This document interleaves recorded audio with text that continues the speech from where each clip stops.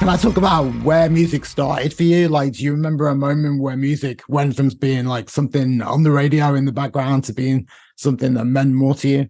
I think for a lot of us, it's, when we start going through puberty, that 12, 13 age, and all those chemicals start flowing and your body starts changing, and all of a sudden things, just the world becomes different and music starts to mean something different. And you become, music is so autobiographical, right? Like it doesn't just speak to you from just a purely musical level. It speaks to a time and a place, right? Of like, oh, and so for me, it was, I was a 90s kid.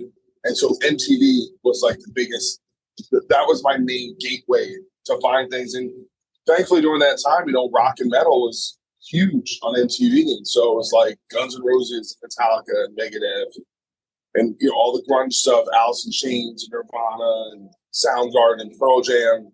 All that stuff was just, imprinted on me from like, just of that age, 12, 13 years old. And I became obsessed. And it wasn't, and, thankfully it was, I listened to everything on MTV. So there were the pop music, the hip hop, the R&B, like, which kind of also influenced me a lot in terms of just being a diverse music listener and not just being into one, oh, I'm just into metal, because I think that's so limited and you're like cutting yourself off from so much great music. And in that era, just, there was just so much, in my opinion, maybe my favorite decade. But again, I'm biased because, like I said, it's so autobiographical, right? I'm sure everyone thinks the decade they came up with discover music is the best one, right? So, but no, I felt really lucky to kind of be a part of it, especially for rock music. I mean, I can name 25 rock bands that came out, in the 90s that were all timers. And that's probably the biggest explosion of rock music since the 70s, in terms of just new bands and classic albums and stuff that stood the test of time and creativity. I think, you could be a really experimental band that was not doing the normal thing and, and be successful. I mean, I don't think you could have had a Radiohead in anywhere except the 90s. I don't think you could have had a Nine Inch Nails anywhere except the 90s, Do you see any new bands that are like happening now that are doing things that are that creative? I'd say in many ways, yes. I think the hardest thing, I was trying to explain this to someone, the biggest difference is geniuses don't have to work together anymore.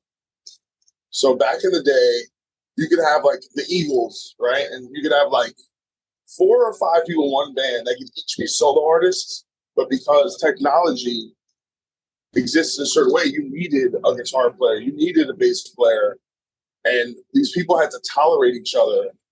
Bands like Queen, bands like the Beatles. And now, if you're a genius, you'd probably just make stuff on a computer on your own, and you don't have to tolerate anyone. And I think to some degree, it has kind of made the ceiling for greatness a little lower, but it's also kind of raised the floor as well, where there's probably less just straight up bad music, also because of technology. But I think we're losing that idea of collaboration or compromise, right? Where you put, you see this with like a lot of these bands, they don't last. Like the Beatles couldn't last because John needed to do his own thing.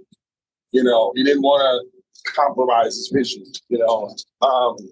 and now I think you see that less and less because people don't have to rely on each other. Or you get someone in here and go, you're a star, you don't need that other person, and so it kind of dulls that, in my opinion. But it doesn't mean there's not great artists and people doing amazing things. There is. Any new artists stand out for you that you're excited about? I've just been repping this Kim Dracula album. I really love, really awesome band, really fresh, really experimental. That's probably been, as far as like newer artists, that's the one I've been rocking out to the most. Nice. And you kind of hinted that your music taste is like all over the place. So what's an album that you really love that people would be surprised that you really love? That's a good question. Trying to think of something like recent, It doesn't have to be recent. Yeah, I mean, I listen to a lot of synthwave.